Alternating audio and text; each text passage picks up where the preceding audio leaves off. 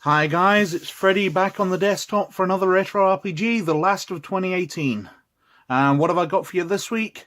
Well, if I'd been clever, I'd have chosen something special for this week.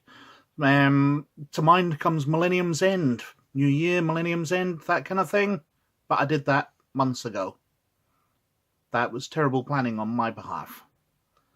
Anyway, this week I have dug out this.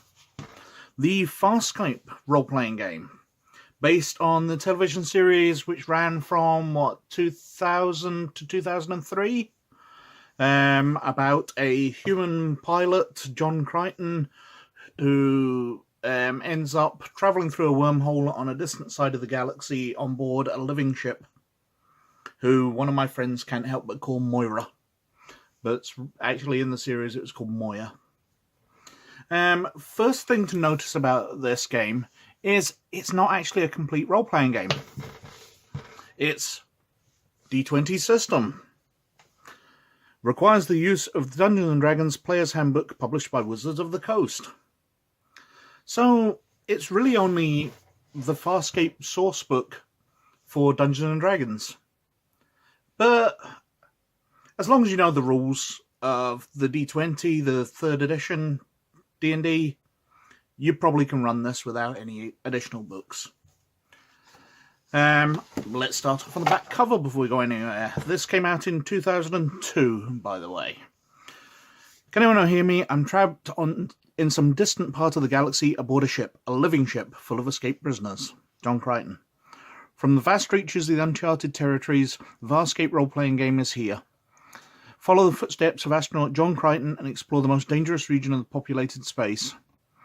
Play a fierce Luxon, a cunning Nibari, or a scheming Hynerian. Travel aboard a Leviathan, a living starship captained by a symbiont pilot, and do battle with sinister peacekeepers. Match wits with the ruthless Scorpius, or outrun the renegade gunship Talon. Everything you need for hours of fun is waiting between these covers. Now, I liked Farscape, but only in the later series. I watched the first couple of episodes, and I really couldn't get into it. He stumbles onto a prison ship. The prisoners escape and take over the ship, and one of the prison guards, Aaron, joins up with them, and they end up a renegade ship. But why I don't understand is why they stick together at all. The team doesn't seem to have any coherence. However, I picked it up again at the beginning of Season 3, and I really enjoyed it, and watched it through until it got cancelled. This book, however, really only covers the first 2 seasons. If we look at the introduction, we've got series overview, Season 1 and Season 2 there, covering quite a number of pages, the first 70 pages of the book. Now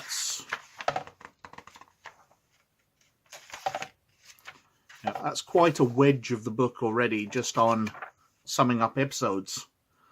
But it means that a lot of the background made up for this game, even though it was based on notes. Things like the background for the Peacekeepers, who are the major villain across the series, the evil empire, if you will, is completely different to what was shown in the later seasons of Farscape. So the usefulness of this book suddenly is diminished. But we've got some nice stuff in it nevertheless. The background for the first 2 seasons. I've folded over a page. I don't know whether it came like that or whether I've messed around with it. We then get into the characters. One of the things I'd like to point out that I don't like about it is this font they use for the chapter headings and in various other places. I find it pretty damn unreadable. It's a horrible, horrible font. But we cover the characters without stats. These are just descriptions of them. We'll get to some role-playing stats in a minute. Then we go on to the races. So we've got the Bannics, who are a slave race who cannot tell the future. Delvians, who are plant people. Hynerians, who are Muppets. Ilanics. I have no idea what them. They look like Luxons to me. Yeah. They're tentacled people. They probably came up in the first 2 seasons, which I didn't really watch. Oh well. Nabari, who are gravity-defying thievy folk. Scarans, who in the early episodes are just big thugs. Sebaceans, who are humans. Shiyangs, dunno, toad guys. Tavlex, blind slave guys. Vocarians, I only really know one of their species who was a wise woman who helps them out. And Zanetians, who look human. But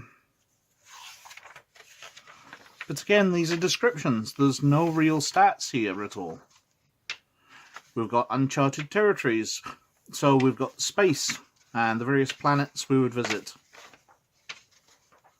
But for a role-playing game, we don't have a lot of role-playing game here. There's not a lot of game, just a lot of background. What we've got is a coffee table book of the first 2 seasons of Farscape, which is no bad thing. Then we get into character creation. We're at page 145 out of 319, so we're pretty much halfway through the book before we actually hit any game. But it's 3rd edition D&D. So you've got your various stats, you've got your strength, your dex, your constitution, intelligence, wisdom, charisma. You get those from your race, various modifiers on them. So now we get onto it. So Bannics get 1d8 for their wound die, +1 wisdom, base speed, +3 bonus on all craft checks, etc., through the different species. So you choose whichever species you like best. And then you've got your classes. So we've got aristocrats, commandos, mystics, pirates, priests, rogues, scavengers, scientists, techs, warriors, and that's it. And you can multi-class if you require. As you go up levels, everything's level-based, so you get bonus attack, bonus defense, and your saves go up. Plus you get feats. And I assume your stats go up as well per level, although I don't really notice that. So we've got the feats here, which will increase your skills, increase your combat abilities, give you certain special abilities and tactics.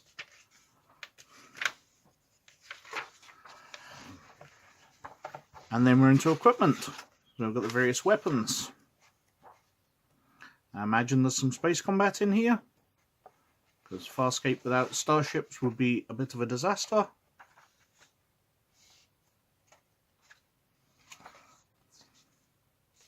Poison and disease. Swimming. Ships. Ship construction rules. So here we are, 50 pages from the end, and we're getting into ships. So we've got the sizes of them. This looks very much like the D20 Star Wars, the 3rd edition from Wizards of the Coast version of Star Wars. I wouldn't be surprised if it's very compatible indeed. So what have we got? Peacekeeper command carriers, marauders, prowlers, Nabari ships, Scaran ships, Hynerian ships, Luxon assault piercer, transport pods, yachts, Leviathans. And it doesn't really give you a lot on a Leviathan for how different it should be. We've got DRDs. and the pilots, who are the